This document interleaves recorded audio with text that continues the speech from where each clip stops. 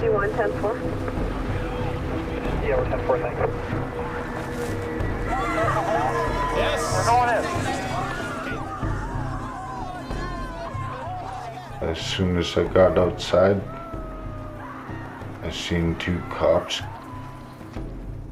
and they must have thought I was the one causing the problems or something. Handcuffed me and took me to the car, and I'm thinking I didn't break no laws, so I didn't do nothing wrong, and took me away. And they drove me out of town.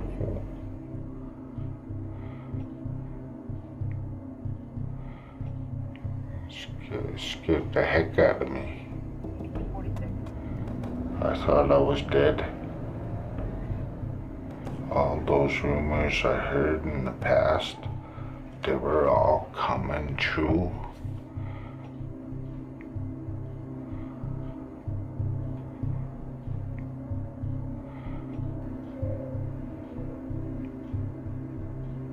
When they told me, Daryl, get the heck out, well, they swore, out, you effing Indian.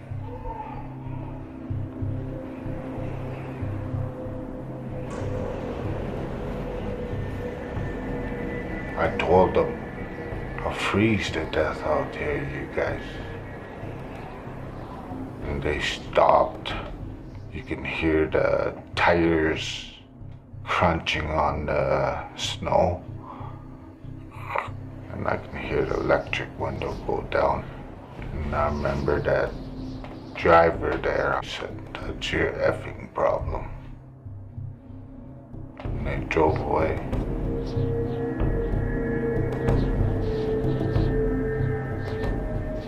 But Daryl Knight is lucky. Despite darkness and bitter cold, he makes his way through the snow to a nearby power station.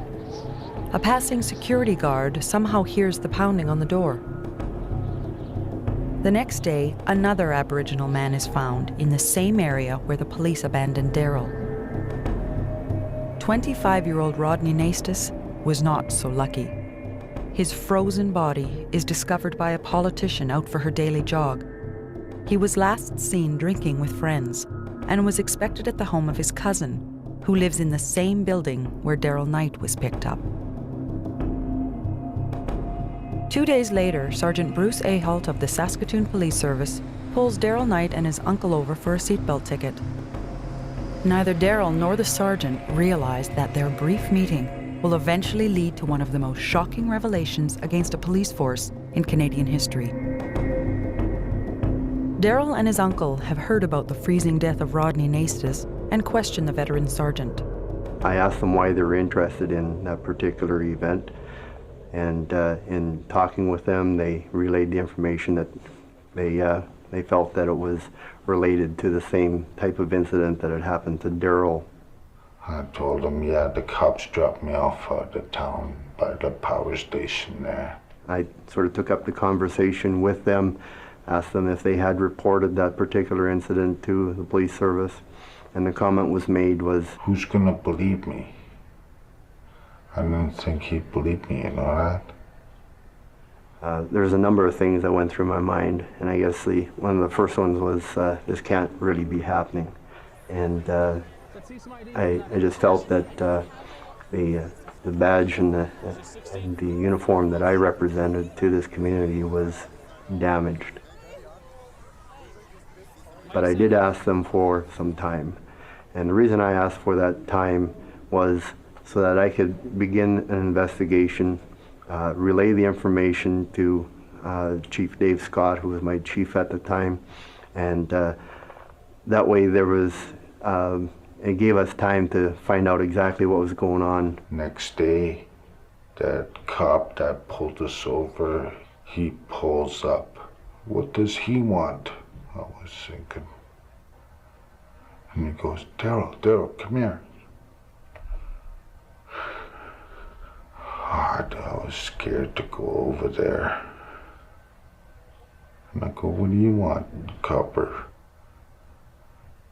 He goes, remember you were telling me nobody will believe you? And I go, yeah. I believe you, he said.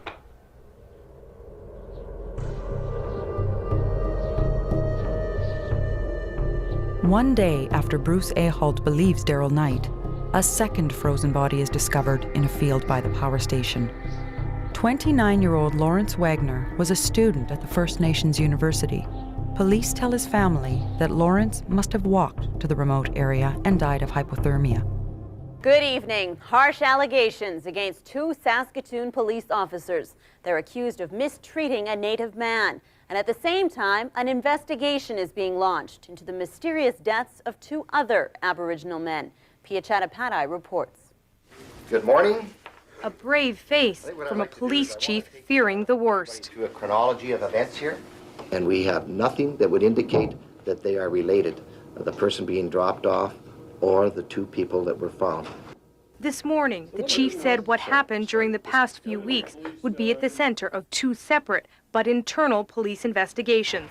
He was firm the police could and would investigate two of their own officers. But the Saskatoon police are under pressure. Hours later, Chief Dave Scott reverses his decision and turns the investigation over to the RCMP. The city is growing suspicious of its police. 400 people, Aboriginal and white, join Lawrence Wagner's family in a march to police headquarters. A cold vigil to remember Lawrence and Rodney and to acknowledge decades of police mistreatment of Aboriginal people. Lawrence Wagner walked in two worlds. His father is German, his mother is Aboriginal.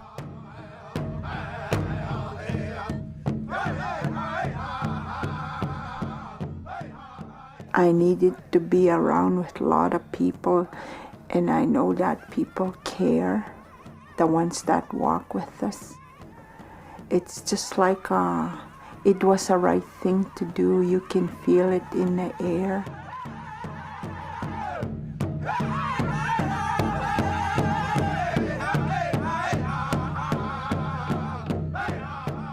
It struck me that the extreme cold that I was experiencing, wearing a jacket and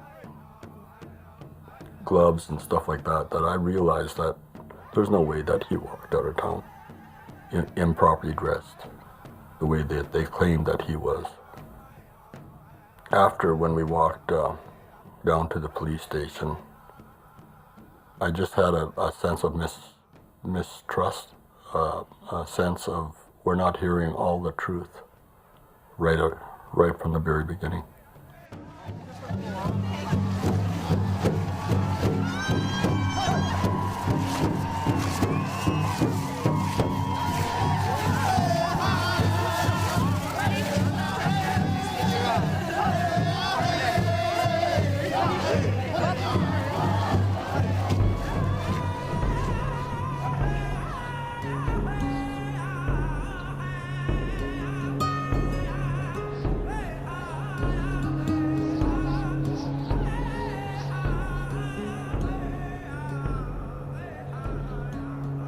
He was a curious person, always willing to want to learn about new things. There was always a lot of why questions.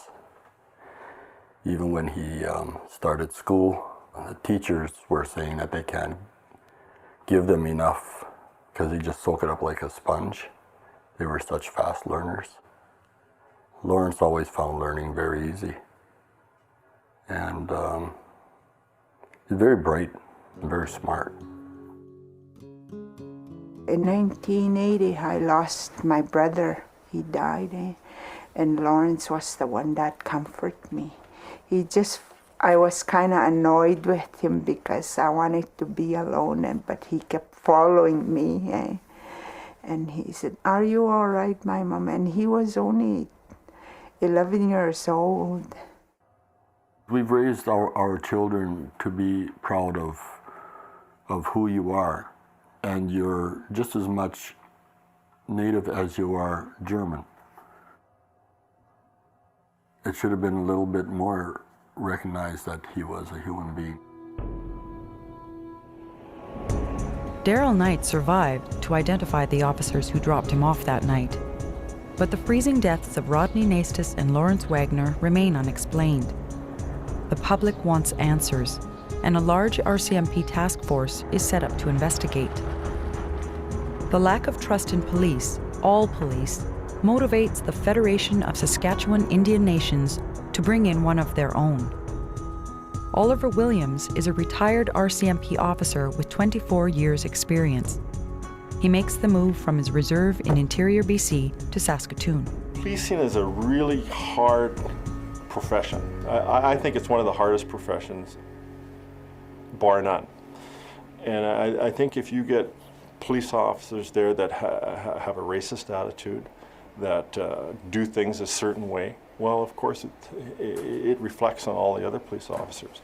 And unfortunately, what goes on is you have a generation of policemen that pass these work habits on to others, and pretty soon it becomes normal. This is the way you do things. The easy answer would be to get rid of a generation of policemen, but no, the reality of it is you can't do that. So what we have to do, I think, is concentrate on the younger officers and hopefully change the way that they do business. Oliver takes charge of the Special Investigations Unit at the Federation of Saskatchewan Indian Nations.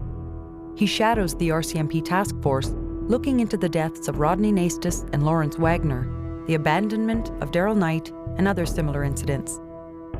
He opens a toll-free line to receive historic and current complaints against police across the province. In the first few weeks, his unit receives over 800 calls.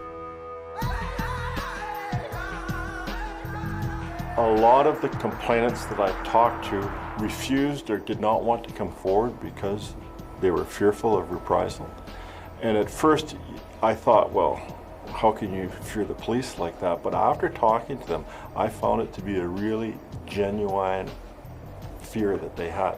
And I think that's the biggest challenge that the Saskatoon City Police are going to have to overcome in the next 2 years, is to get rid of that fear that people have. Okay, this is further to your call about that incident you had with the police last Saturday night.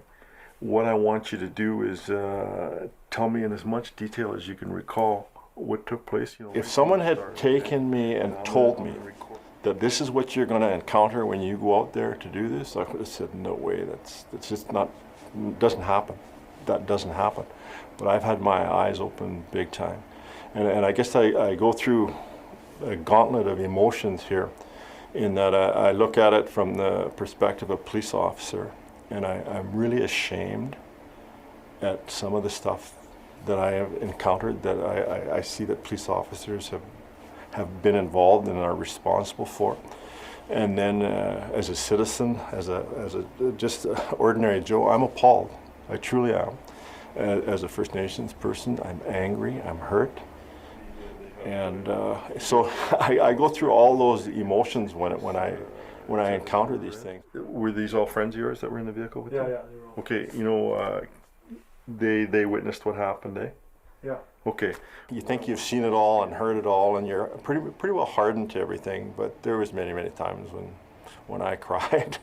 You know, when you're alone in the car, and just to think that these things happened, and just shouldn't have happened.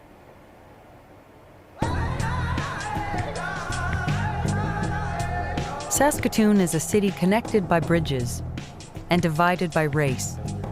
It has the largest urban population of Aboriginal people in a province with the highest youth incarceration rate in North America. In Saskatchewan, a young Aboriginal man is more likely to go to jail than finish high school. It's okay, girls. It's okay. It's okay. We're just one of the babysitters for now. Few people understand the history behind the statistics, and many don't care.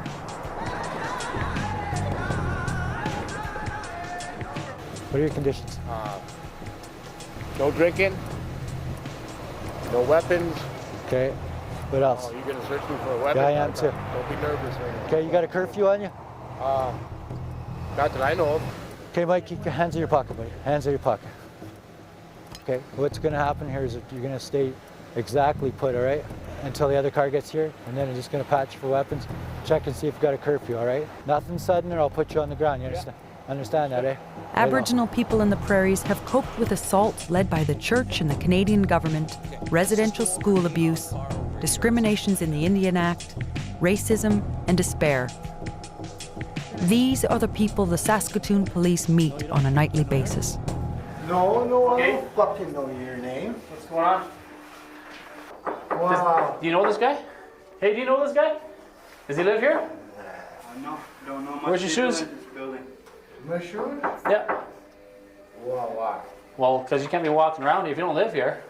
You're intoxicated in a public place. No, I don't live here. Where do you live? If you don't give me an address now, I'm taking you in. Give me an address. I don't have an address. Okay. You're coming with me, Gabriel. Put your hands behind your back. You're under arrest. This guy's taking you for a ride here. No, but can I have a ride? Yeah, we're giving you a ride to our place. For tonight, he's just gonna sleep it off, and he'll be released tomorrow.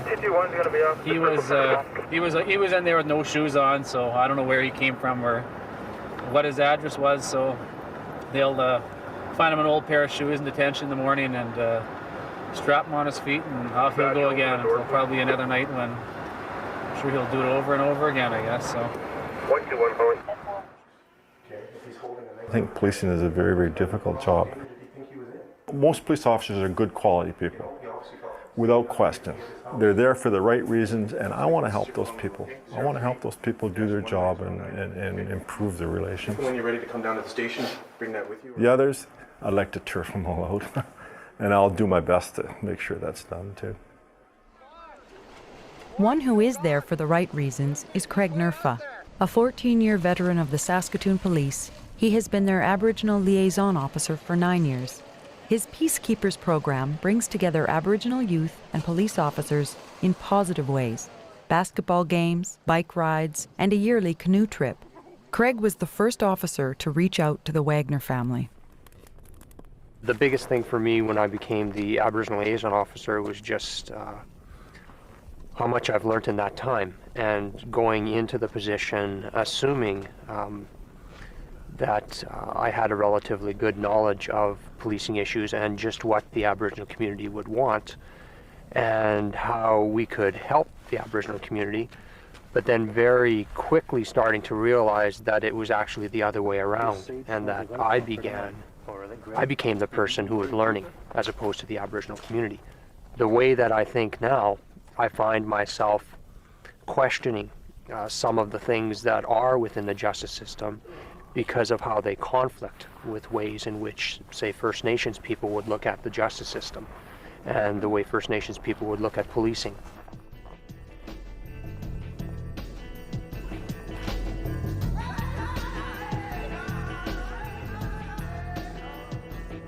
Don Worm is a lawyer. His email handle is Legal Warrior. His firm represents Daryl Knight and the family of Lawrence Wagner.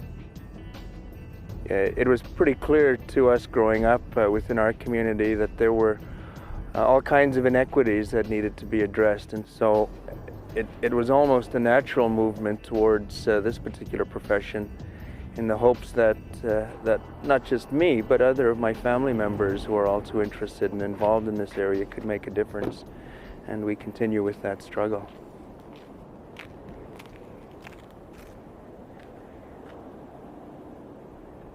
It certainly was the area that Daryl Knight was dumped in on that cold night in January of 2000.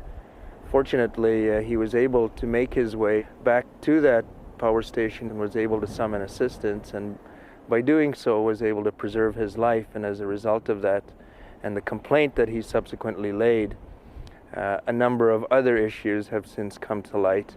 Those issues being, of course, the other frozen individuals that were found. And obviously it inspired a deeper look at some other instances that occurred in the past.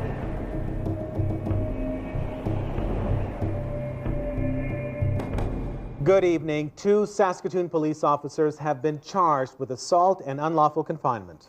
The charges were laid after an Aboriginal man claimed police abandoned him outside Saskatoon. The case has sparked a national debate about how police treat minorities. Constables Ken Munson and Dan Hatchin admit to abandoning Daryl Knight in the cold at the edge of town.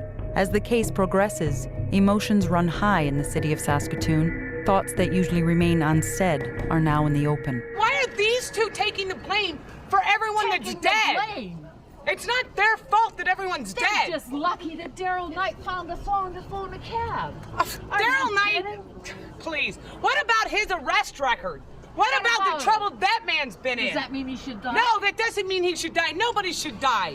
No one at all should have to die. Your and pay kind the of price. racism is what I've been fighting. No, all I'm my not life. racist because my Look at friends you. are Indian as well. Anyone my that says I'm friends not are racist Indian. my best friends are Indian. Racist. But sure, Some I of may my have. best friends are Indian Some too. of my friends are, and yeah, I have a certain amount of racism because I've dealt with enough of Native that have caused me nothing but hell and havoc. Broke into my homes. White okay? people have done that to me. Well, my nose fine. is broken. I have how many burn holes in beers me. do you I drink have and how much burn marks bingo do you on my do? Body. And how much welfare are you guys on? The responses that Mr. Hatchin and Mr. Munson gave at their trial were totally unsatisfactory, not only to Daryl, but I would suggest to you that they were totally unsatisfactory to anybody who heard them.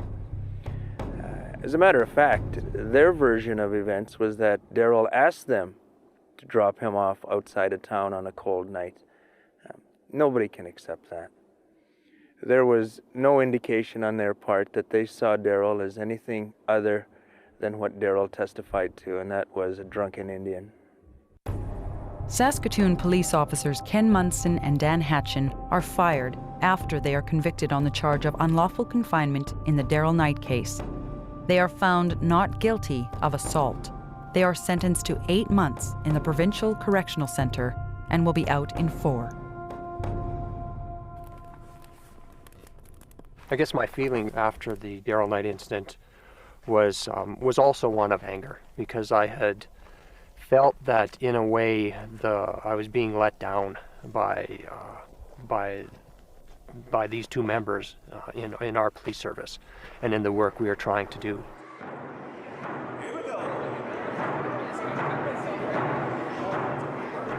Throughout the 9 years that I've been in this position now, I've become very close to people I work with and have developed a lot of friendships and a lot of very, very strong friendships.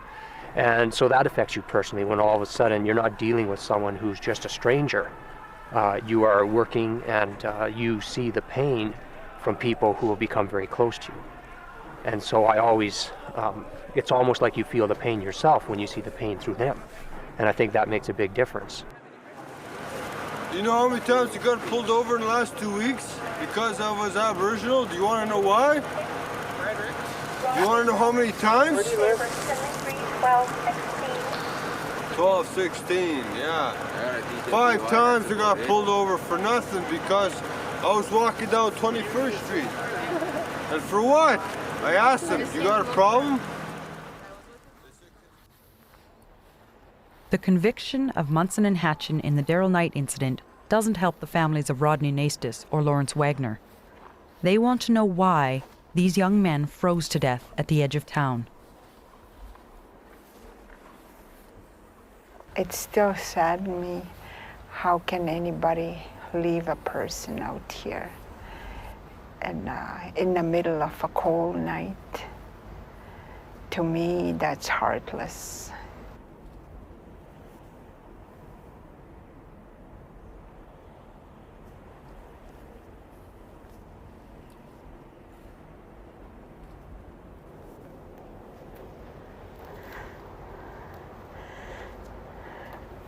I remember picking one like this when we came down here. I wanted to take something home from here where they found his body. I was just grasping for anything, I guess, because I felt so empty. When I lost my mom, it was okay because She did her living, she wasn't young anymore.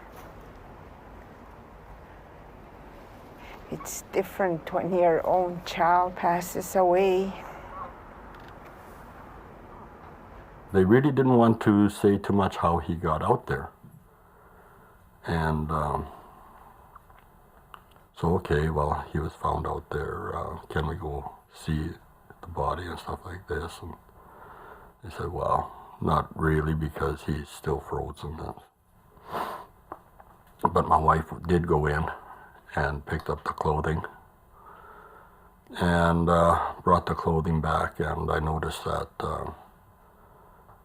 they said he was wearing a t-shirt, underwear, pants, and 2 pair of socks, and that's all. And I said, no shoes, and they said, no jacket. And they also said no, and I told the wife, something doesn't add up, because if he wandered out there in his socks, I said, there's something strange about this, because there weren't any holes in his socks. The evidence was pretty clear that those socks were not worn. And the suggestion, therefore, that he walked from downtown to there, it was simply unbelievable. It was incredible evidence.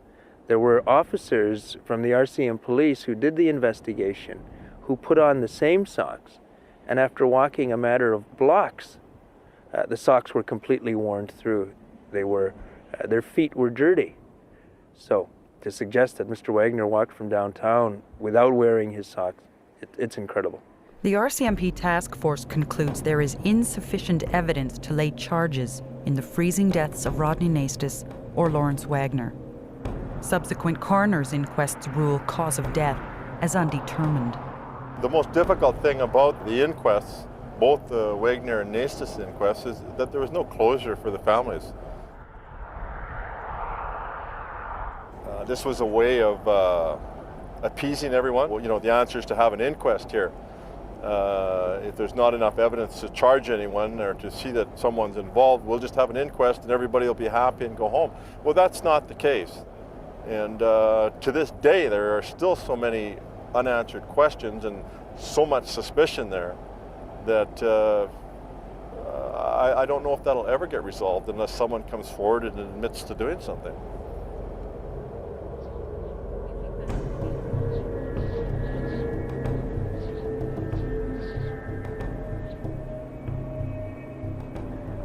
It doesn't look right for a lot of people to die out there. That's what I don't understand that. I don't understand why they have to talk about Lawrence when he's dead. The kind of life he led, and you know, it wasn't even true. Most of it wasn't even true. I don't understand that a drug addict to be treated different the way they said about my son. At first, he was human being. Is it okay for the drug addicts to die? Undesirable people around the world? I don't think so. It seems like we're not valued as human beings. We're Indians. In addition to Hatchin and Munson, the revelations now take another career. Dave Scott is fired as chief of police.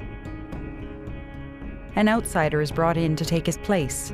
Aboriginal elders reach out to new police chief Russ Sabo. When I came here, it became obvious that there was an issue in this city, in Saskatoon, with the way that Aboriginal peoples were treated differently than others. When I got hired, Walter made arrangements in the Aboriginal community to have a traditional swearing-in ceremony using Aboriginal, the Aboriginal culture and ceremonies. And it was an absolutely moving experience for me. It was very humbling. 4 elders all giving prayers on my behalf and hoping to heal the rift that was there between the Aboriginal community and the police. Walter Linklater is a constant presence throughout the conflict. He has been Craig Nerfa's advisor for years and has helped the Wagner family. His is a voice of advice for the new chief. We have to have a serious look at finding appropriate cultural ways to help our people. And this is what Craig Nerfa is attempting to do through his work, and this is what the elders are attempting to do in their work.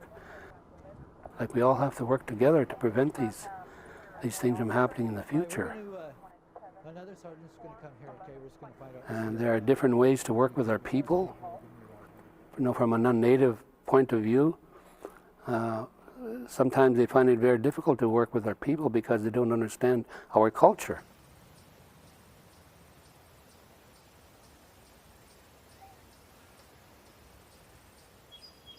We kept the same message that we were given to Chief Scott. It was the same message we give to Chief Sabo, as to get involved in our ceremonies so that you learn the cultural appropriate ways to begin to establish trust. And he promised us as well to begin a period of cultural awareness, not only for himself, but for his senior officers, as well as for the force, the police force in general, to have cultural awareness. We can't correct that, the difference between us and the police overnight. Like, that's one thing that we all have to understand. It's going to take time. Sabo got the chief's job because of his community policing style and creates 10 new community liaison positions, which is out of step with the hard line favored by some within Saskatoon's police force. He slowly becomes aware of brewing internal attacks and an upcoming non-confidence vote by members of the force. We want to make sure that whatever you guys do, we're communicating that, because you guys are fighting a battle. You're fighting a battle, first of all, the perception internally is, well, take the 10 officers and throw them out in the street and we'll handle crime better. So you got to fight that perception. On the other side, you got the people out in the community who are saying, well, we never see our officers. So we want to make sure we have a nice balance in there. So, but it's really important that that you guys understand this is a huge hinge pin, I suppose, for lack of a better term, for where we're going with this organization. And you guys are the ones that can set the standard. As part of his community-based strategy, Sabo opens the Little Chief Station in the inner city. Constable Larry Hartwig is one of the new community liaison officers assigned to Little Chief. I've worked on 3 different reserves, and I've developed a healthy respect for the Aboriginal community. Hello, is that in? We always have to be very, very careful as police officers because we have a tremendous amount of authority. And with that comes a tremendous amount of responsibility. We must never, ever, ever abuse our authority as police officers. We have the authority to literally destroy lives. We literally do have that authority. And we must always be careful that that authority is never, ever abused. SIP entries on CPIC. Let me give you a little insight into what the police subculture is. We do not identify ourselves as white, as Aboriginal, as African American or African Canadian or Asian. We choose not to, because when we become police officers, we become blue. When you talk to police officers, they don't admit to this blue wall. It exists. There's no question about it. I mean, I was part of that profession, and I know that it exists. And I think you see it time and time again when an officer that was there is interviewed with regard to what he saw. They didn't see anything. They were busy doing this or busy doing that, and that's a bunch of crap. In a lot of cases, they know exactly what happened, but they just don't say. From the beginning, the Saskatoon police had taken the position that Daryl Knight was an isolated incident. Some know this is false. Sabo does not. I'm not saying there weren't. What I'm saying is I don't know personally of any of those incidents that may have happened. When a reporter pushes him to look deeper, Sabo does his own investigation, finding drop-offs from as far back as the 1970s. And then he does the unexpected. We had indicated, as I understand, that we didn't have any other incidents of this nature, and in fact we have, and that's come to my attention, and I think we have to take ownership of things that have transpired. It happened more than once, and we fully admit that, and in fact, on behalf of the police department, I want to apologize to those people who we had said it was a one-of-a-kind incident. The chief's apology coincides with the outcome of an RCMP task force investigation into the death of 17-year-old Neil Stonechild, an Aboriginal teenager found frozen to death in 1990. The Saskatoon police had concluded their original investigation into his death after 3 days, with no explanation and no charges. New pressure compels Saskatchewan Justice to hold a commission of inquiry into Neil's death and the allegations of a poor police investigation. It can't find criminal responsibility, but its mandate is to search for the truth. Now, the new chief must face the fact that there is a witness who places Neil Stonechild in the back of a Saskatoon police car on the last night of his life. Jason Roy was Neil's friend. A police car pulled in front of me, and Neil was in the back. From the moment he saw me, he was very irate. He was freaking out. He was saying, "Jay, help me. These guys, just help me. These guys are gonna kill me."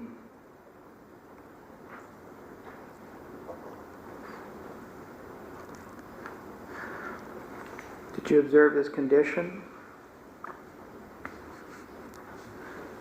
He had fresh blood on his face, across his nose. I couldn't see all that well, but he had his face to the window, and he was yelling at me, asking me to help him. A few days later, Neil Stonechild's frozen body was found in a field in the city's North Industrial area. Since the day she was told about Neil's death, his mother has been looking for answers. Dawn Worm is helping her find them. What is interesting about Jason's evidence is that he had been asked by the officers in the vehicle that Neil was in the back of who he was, and he had given them a false name.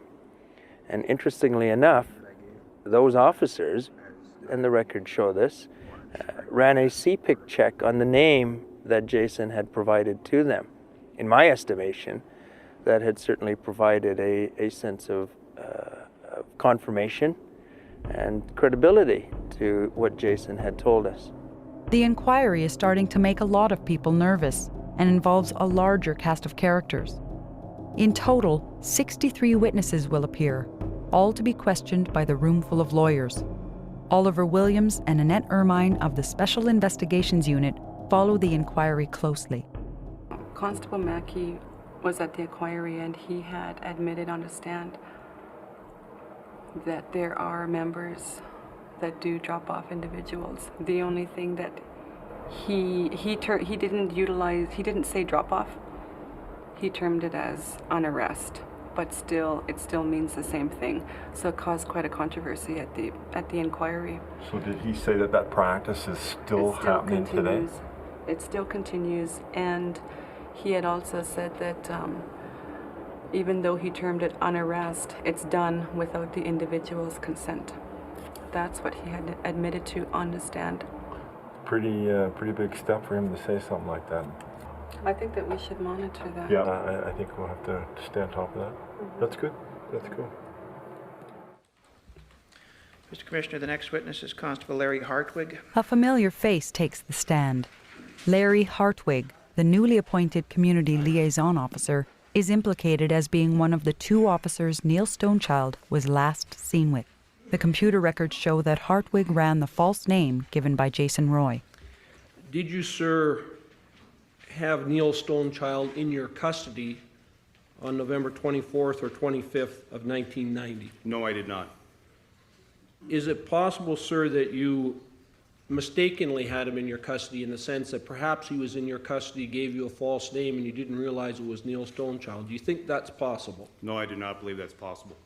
Hartwig is cross-examined about the details of the RCMP Task Force investigation. He was first contacted in the spring of 2000 and was interviewed 10 to 12 times as a suspect in Neil's death. In one interview, when the RCMP investigator asked about the freezing deaths of Aboriginal men, Hartwig had volunteered Neil Stonechild's name. You were talking to the RCM police about the death of people, right? Human beings. Correct. Frozen to death, right? Inexplicably. Correct. And there was some suggestion at that point in time, even in the media, that there was some kind of involvement by the Saskatoon Police Service. Correct.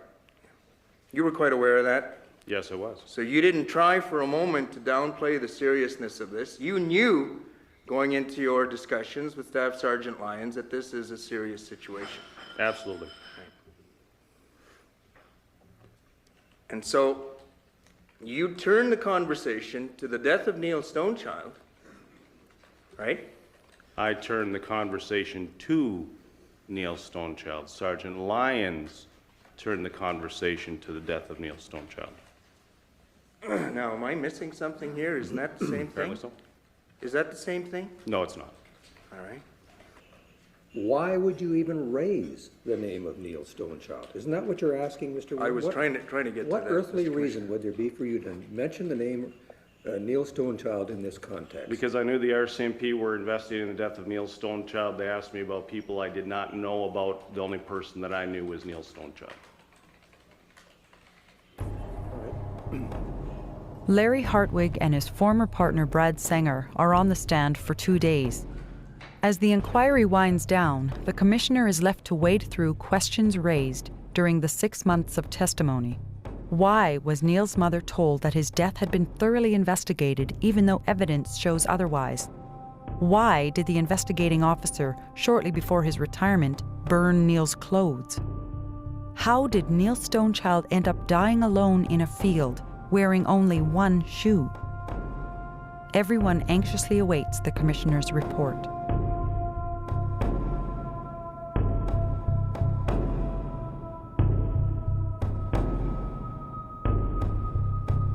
It's murder as far as I'm concerned.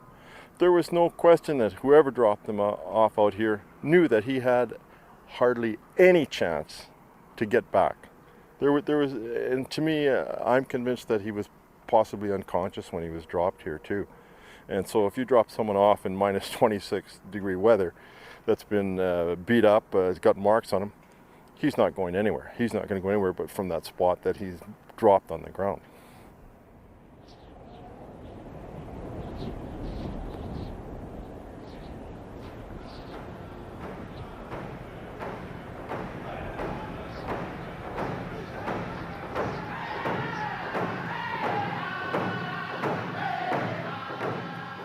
And it's a healing thing for us because everybody's remembering him with us at the Memorial Round Dance. The reason why we make the round dance is to heal ourselves and get together.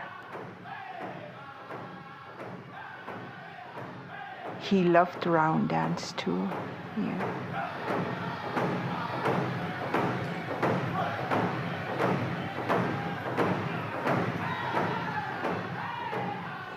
Elders, when they hear and know of families that are in pain, specifically the Wegner family, we had a lot of sweats for that family. And asking the Creator to give them courage, acceptance, and we also prayed, for the victims. We know that they are in the spirit world, so we have ceremonies in which we honor them.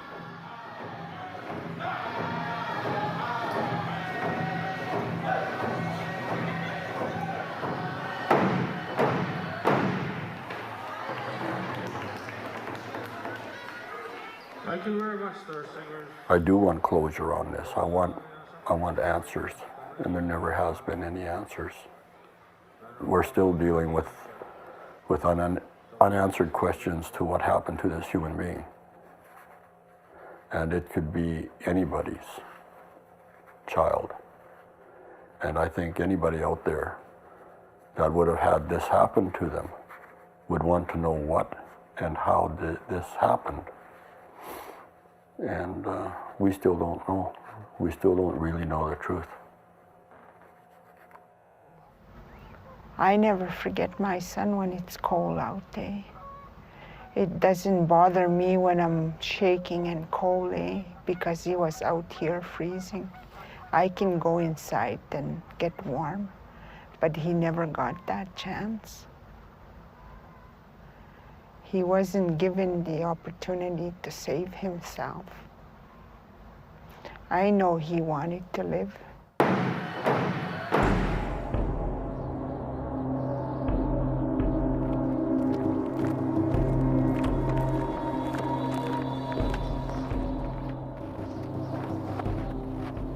Well, I'm happy to be alive. Those cops tried to take my life, and I value my life.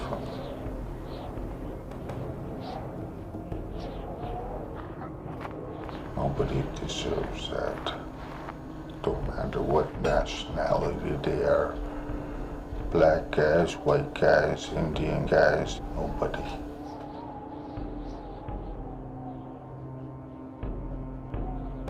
Cold out.